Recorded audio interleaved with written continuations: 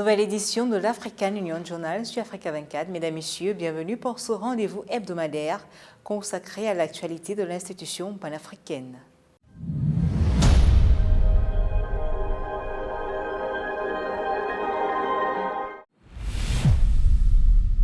La voix de l'Afrique à la COP27, c'est la thématique de ce dossier alors que le monde s'est réuni à Sharm el-Sheikh en Égypte pour tabler sur de nouvelles stratégies dans la lutte contre les effets des changements climatiques. L'Union africaine, par la voix du président en exercice Macky Sall, appelle à l'action afin que la COP27 ne soit pas un simple constat sur le péril climatique. Il invite également les pays pollueurs à respecter leur engagement financier en faveur des pays en développement pour leur apport dans la préservation de l'écosystème mondial. Paul-Marcel Mayagui. Porte-parole du continent à la COP27 en sa qualité de président en exercice de l'Union africaine, le chef de l'État sénégalais Macky Sall a appelé au respect des engagements pris depuis 2020 par la communauté internationale. Il s'agit de l'aide financière des pays riches et pollueurs à l'endroit des pays en développement qui sont peu responsables du réchauffement climatique. Faire l'histoire en tenant nos engagements, tous nos engagements, dont celui convenu de 100 milliards de dollars par an pour soutenir les efforts d'adaptation des pays en développement et qui peinent à être entièrement réalisés. Alors qu'elle ne contribue qu'à 3% des émissions de gaz à effet de serre au niveau mondial, l'Afrique est le continent le plus touché par le réchauffement climatique, avec à la clé des conséquences sur les plans économiques. En effet, le continent voit son PIB amputé de 5 à 15% à cause du changement climatique. Nous sommes pour une transition verte, juste et équitable, en lieu et place de décisions qui portent préjudice à notre processus de développement, y compris l'accès universel à l'électricité, dont 600 millions d'Africains restent encore privés. Je rappelle qu'avec la forêt du bassin du Congo, notre continent abrite également un quart de ce qui reste encore des forêts tropicales, offrant à la planète un de ses rares poumons verts, refuge de biodiversité qui contribue à la séquestration du carbone. Deuxième poumon vert de la planète, l'Afrique qui peine à concilier croissance économique et protection de la biodiversité perd chaque année près de 4 millions d'hectares de forêt et les moyens de subsistance de millions de personnes sont menacés. Pour pallier le problème, le continent qui œuvre pour une transition verte est à l'origine de plusieurs initiatives pour un développement sobre en carbone. Il faut agir pour sauver la planète par la mise en œuvre de l'accord de Paris sur le climat. L'Afrique y est engagée avec le projet de la Grande Muraille Verte. De retour sur le continent africain après 6 années, la COP27 qui se tient du 6 au 18 novembre 2022 à Sharm el-Sheikh en Égypte sera l'occasion pour les dirigeants africains, dans un esprit de participation au sauvetage de la planète, de rappeler aux pays développés qui sont les plus grands pollueurs leurs engagements envers le continent. Les forêts du bassin du Congo forment l'une des dernières ailes de biodiversité où les forêts primaires sont interconnectées et permettent des mécanismes biologiques sans perturbation. Ce massif forestier couvre près de 3 millions de kilomètres carrés et fait de l'Afrique un continent solution dans la lutte contre les changements climatiques. Cet apport de l'Afrique sur les problématiques climatiques a une fois de plus été rappelé à Sharm el-Sheikh en Égypte par plusieurs pays membres de l'Union africaine présents pour la COP27. Les détails avec Robert Tobogbe. L'Afrique est le continent qui a les plus faibles émissions de gaz à effet de serre, représentant environ 4% des émissions mondiales de carbone et les plus faibles taux d'émissions par habitant. Cependant, les analystes soulignent un paradoxe. Comment est-il possible que jusqu'à 45% de la population africaine n'ait pas accès à l'électricité alors que le continent possède en matière de sources d'énergie renouvelables? Le déploiement du potentiel de l'énergie solaire, éolienne, hydroélectrique, géothermique et de l'énorme potentiel d'hydrogène vert récemment découvert pourrait changer la donne, non seulement pour le continent africain, mais aussi pour la planète entière. Je lance du haut de cette tribune l'appel solennel à l'instauration d'une décennie de l'afforestation qui obligerait l'humanité à inverser le cours actuel de destruction de nos forêts. L'Afrique est connue pour posséder la plus grande réserve des terres rares dont les technologies vertes ont grand besoin. Il est donc indéniable que l'Afrique fait bien partie de la solution climatique mondiale. L'énorme potentiel restauration des écosystèmes comme mesure d'atténuation de la crise climatique est tout aussi importante, compte tenu de l'étendue de la masse terrestre et des centaines de millions d'hectares de terre qui peuvent être restaurés pour la production alimentaire et la conservation de l'eau. La restauration des écosystèmes apportera en effet des solutions multiples à diverses crises, notamment la sécheresse, la pauvreté, la perte de terre et de biodiversité.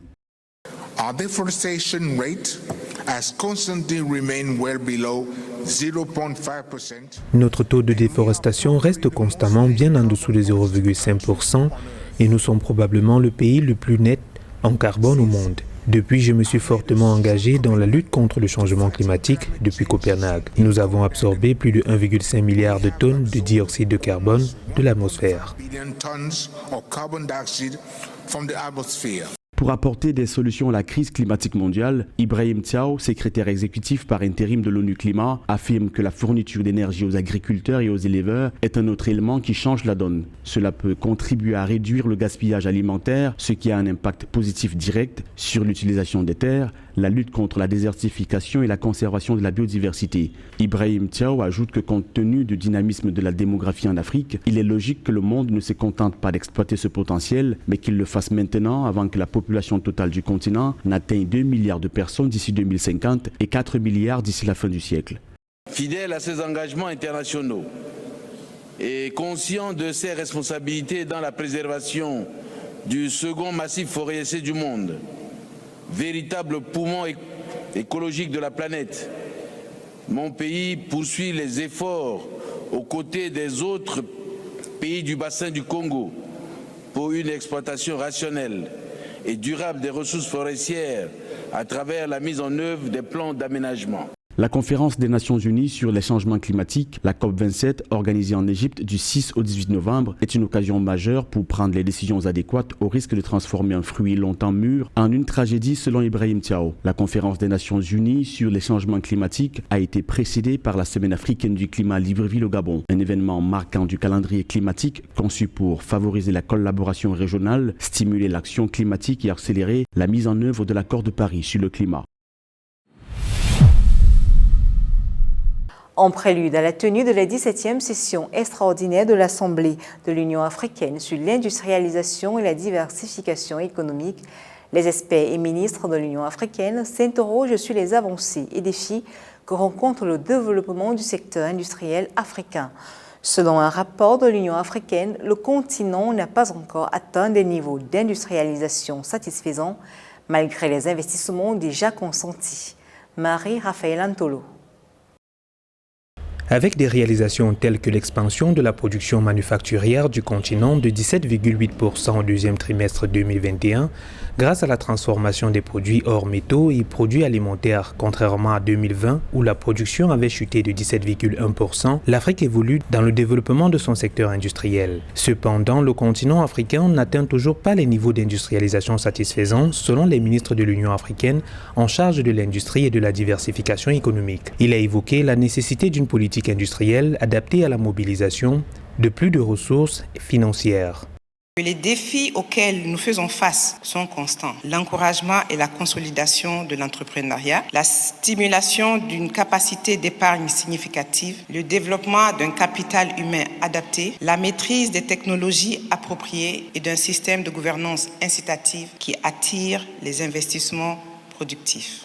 Possédant un fort potentiel naturel tel que les gisements de pétrole, des métaux indispensables à la production d'équipements ou encore sa richesse agricole, l'Afrique a tout pour devenir le meneur du secteur industriel d'ici à 2050, selon les experts. Toutefois, le continent, selon l'Union africaine, ne pourra se développer qu'avec l'apport du secteur privé et de toutes les parties prenantes de la chaîne de valeur industrielle. We need Nous avons besoin de transfert de connaissances dans la promotion de l'investissement pour l'agro-industriel en particulier, mais aussi pour les secteurs non agroalimentaires. Nous avons également besoin des potentiels d'emploi dans les secteurs tels le cuivre, le textile et pharmaceutique. L'une de mes priorités est d'exploiter le fort potentiel de l'Afrique dans l'énergie renouvelable, notamment celui de l'hydrogène vert, l'énergie du futur. Ceci est une chance pour l'Afrique, pour l'énergie de l'Afrique et pour les Africains. Selon les experts, la croissance prévue du commerce intra-africain dans le cadre de la ZLECAf va favoriser l'industrialisation puisque les produits manufacturés représentent une part plus importante et croissante du commerce intra-africain.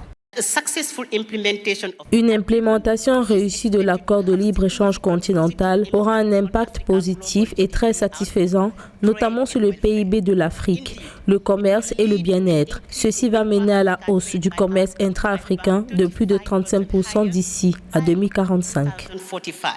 Les échanges sur l'industrialisation de l'Afrique vont se poursuivre le 25 novembre 2022 au Niger à l'occasion de la 17e session extraordinaire de l'Assemblée de l'Union africaine sur l'industrialisation et la diversification économique. Place dès à présent à l'actualité en bref. Du 3 au 5 novembre 2022, le Conseil économique, social et culturel, en collaboration avec le marché commun de l'Afrique orientale et australe, a tenu un forum pour le dialogue, le partage des connaissances et le renforcement des capacités des organisations de la société civile avec des experts sur la paix, la sécurité et la stabilité.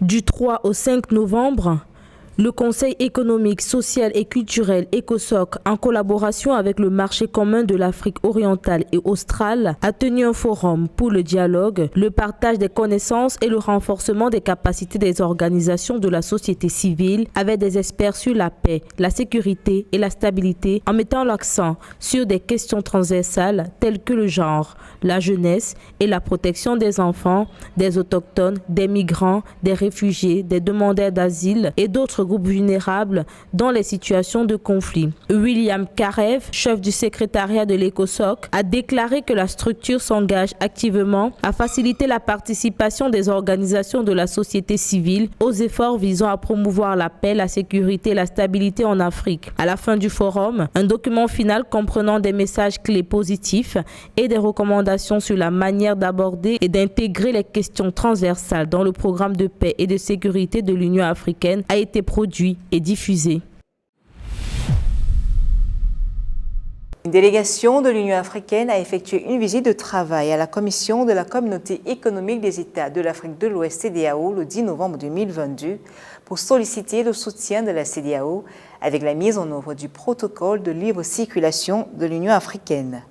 Une délégation de l'Union africaine a effectué une visite de travail à la commission de la Communauté économique des États de l'Afrique de l'Ouest, CEDEAO, le 10 novembre 2022. La délégation conduite par Rita Amukobu, la coordonnatrice du programme de libre circulation de la Commission de l'Union africaine, était à la commission de la CEDEAO pour solliciter le soutien de la CEDEAO avec la mise en œuvre du protocole de libre circulation de l'Union africaine. Elle a sollicité le soutien de la CEDEAO pour la signature et la ratification du protocole de libre circulation de l'Union africaine entre les États membres. La CEDEAO, a-t-elle dit, est un leader en Afrique en matière de libre circulation. En tant que telle, l'Union africaine compte sur l'institution pour soutenir le processus d'intégration continentale concernant la libre circulation.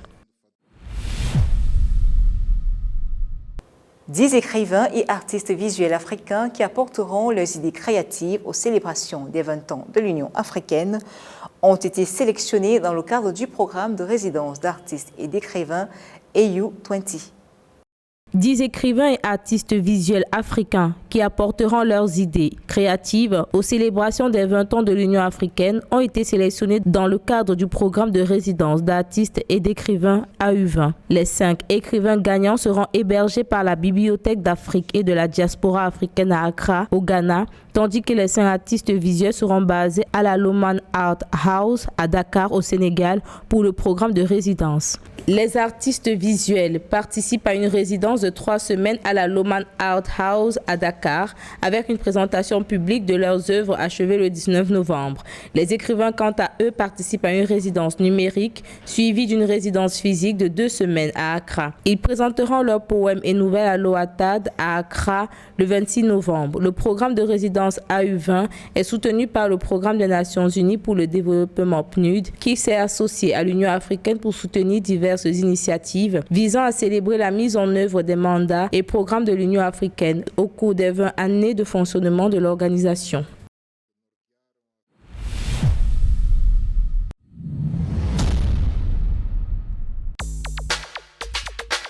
Le sommet extraordinaire des chefs d'État africains sur l'industrialisation et de la diversification économique de l'Afrique se tiendra du 20 au 25 novembre 2022 à Niamey au Niger. Selon l'Union africaine, ce sommet vise à souligner la détermination et l'engagement renouvelé de l'Afrique en faveur de l'industrialisation comme l'un des piliers centraux de la réalisation des objectifs de croissance économique et de développement du continent. Prévu se tenir du 5 au 9 décembre 2022 à Accra au Ghana, la 3e édition de la semaine de l'harmonisation de la réglementation des médicaments en Afrique vise entre autres à renforcer et construire des partenariats et une action collective dans toutes les parties prenantes pour l'opérationnalisation de l'Agence africaine du médicament.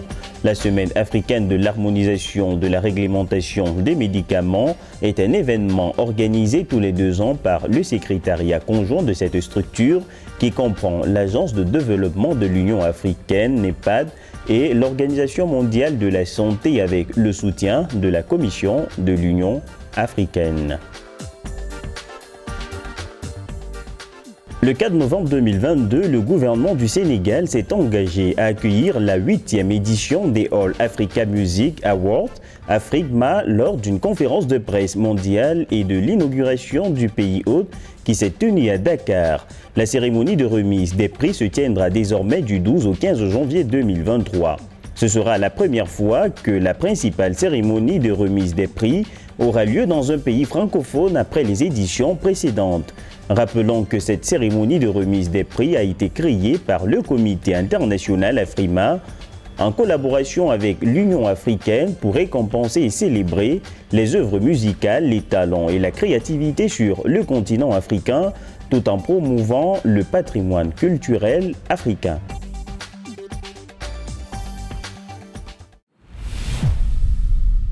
Le secrétaire exécutif de la Commission africaine de l'énergie nucléaire AFCON, Enobot Agboro, estime qu'il est temps pour l'Afrique de devenir une puissance nucléaire mondiale.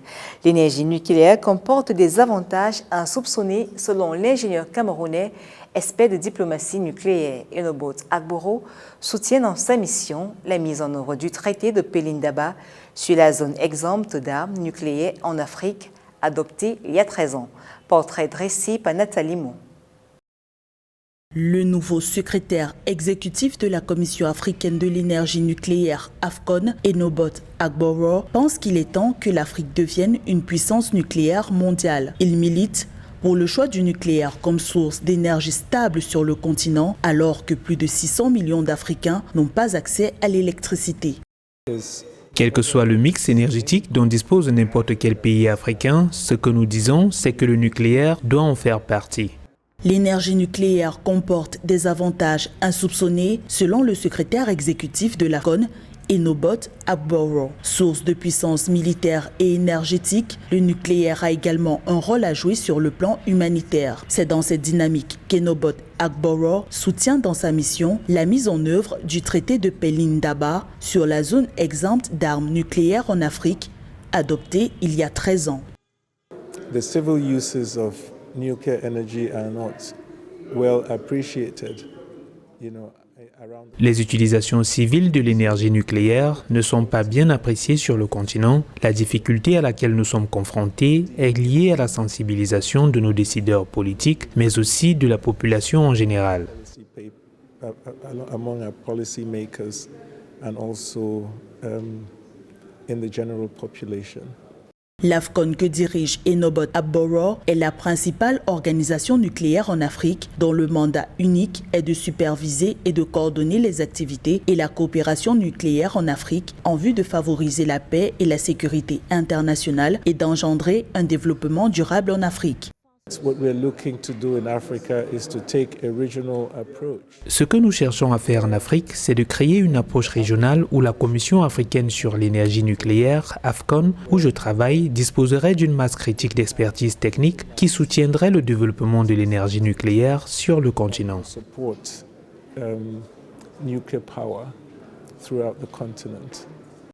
Ancien employé de l'Agence internationale de l'énergie atomique, le Camerounais Enobot Agboro est un technocrate à la tête de l'AFCON. Titulaire d'une maîtrise en sciences et ingénierie des réacteurs nucléaires de l'Université de Londres, il met 30 ans d'expérience dans la diplomatie nucléaire au service de l'organisme panafricain.